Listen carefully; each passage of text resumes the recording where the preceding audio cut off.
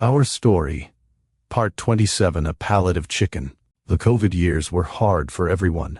They were hard for people who lost loved ones. They were hard for people who got sick. They were hard for families, churches, schools, businesses, and communities. And they were hard for the church. When COVID first hit, we closed the church for about a month. When we opened back up, we tried to be very careful. We took temperatures. We practiced social distancing. We cleaned the church between services with special chemicals. We did everything we knew to do to help keep people as safe as possible. It was a strange time. People needed community more than ever. But we also had to be careful. During that season, I was part of the governor's clergy task force in Utah. The governor told us churches were considered essential, and we could stay open, but there were guidelines we needed to follow. We tried to take that seriously. I had a pastor friend who was very hesitant to open his church again. He had a great outdoor space, and I encouraged him to think about meeting outside, where people could gather more safely. He still was not sure. So I told him, honestly, maybe you should stay closed. A lot of your leaders are coming to our church now. A bunch of your people are coming too. So it is actually working out pretty well for us. Now, I said that with a purpose.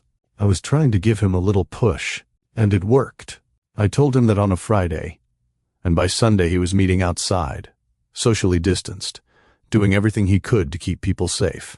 To this day, he still thanks me for that little push. That was the kind of season it was. Nobody knew exactly what to do. We were all trying to figure it out, and as we prayed, we kept asking, Lord, what would you have us do?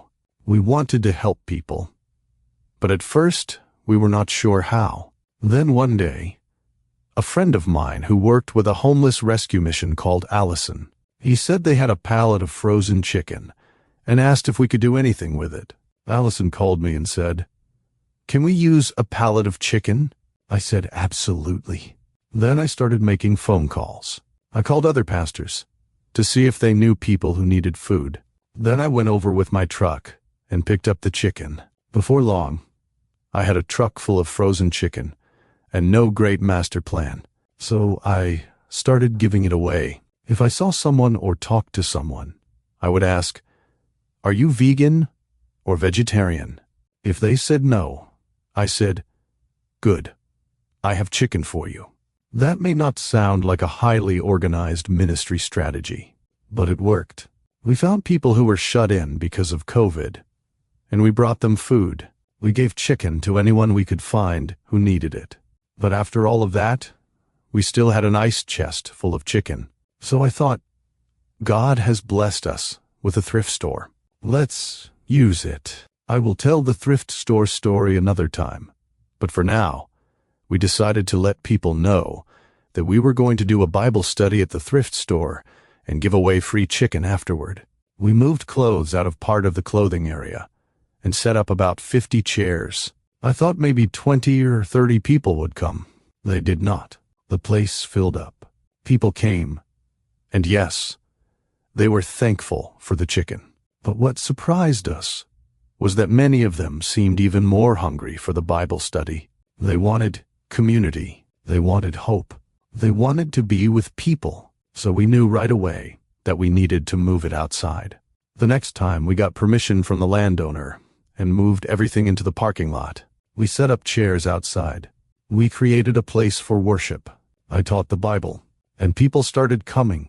A lot of people. Then we began praying, "Lord, give us food so we can give it away." And food came. Dan and Yogurt gave us food. Sarah Lee began giving us bread. Sam's Club helped. Costco helped. Trader Joe's helped. And many others began giving food for us to distribute. At times, we had semi-trucks full of food. It took days of processing, organizing, sorting, and preparing. Then, we would have the day when people came and received food. It was a lot of work, and it took a lot of faithful volunteers, but we were able to reach a lot of people. Soon the parking lot of the thrift store was filling up with cars and people. They came for food, but they also came for worship, Bible teaching, prayer, and encouragement. The city of West Jordan became concerned because the traffic was starting to affect the streets around the thrift store. So they came out to see what we were doing. To their credit, they were very positive. They helped us think through how to manage the crowds more safely. They gave us guidance on social distancing, provided masks and gloves, and helped us with basic safety and hygiene practices. We were grateful for that. At first, people would park their cars and come over. If they wanted to be part of the Bible study, they could sit and listen. If they wanted worship, they could worship.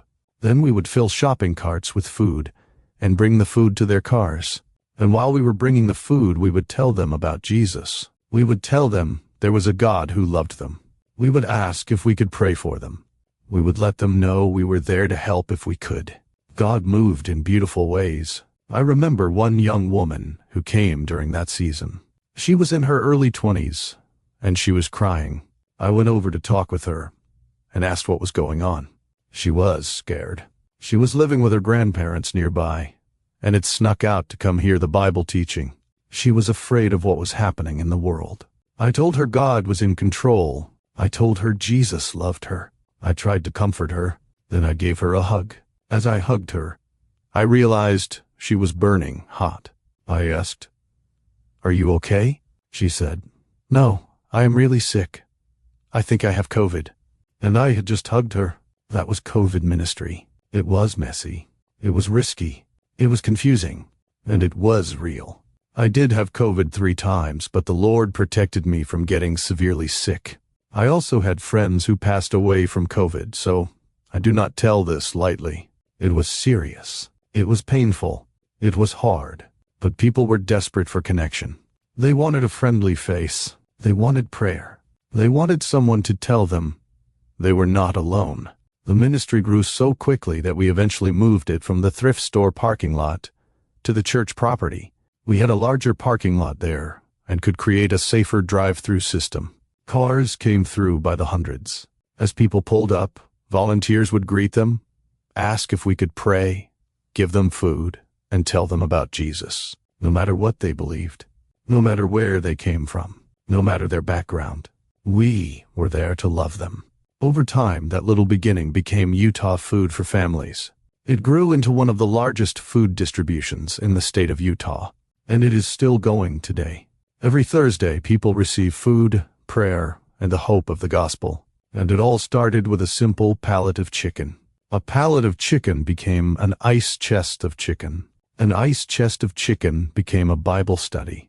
A Bible study became a parking lot full of people. A parking lot became a food ministry, and that food ministry became a way to tell thousands of people about Jesus. That is how God works. Sometimes He opens doors that look like big visions and careful plans, and sometimes He opens doors that look like frozen chicken in the back of a truck. All He asks is that we say yes. Seek first the kingdom of God and His righteousness, Jesus said, and all these things shall be added to you. We watched that happen again and again. During one of the hardest seasons we had ever known, Jesus was still working, and all we had to do was be faithful with what He put in front of us. Even if what He put in front of us was a pallet of chicken,